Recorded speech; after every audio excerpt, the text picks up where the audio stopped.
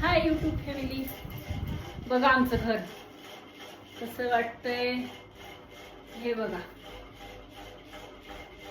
सगळं आवरून झालंय. हे बघा आमची माधवी काय करते. माधवी काय करते ग? थांबा आधी किचन दाखवते. हे बघा माझं किचन कसं वाटतंय. फ्रेश फ्रेश वाटतंय का? हे बघा किचन म्हटलं. आता माधवीने भांडे घासले. भांडे घासून गॅस घासून सगळं आवरून झालंय तिचं.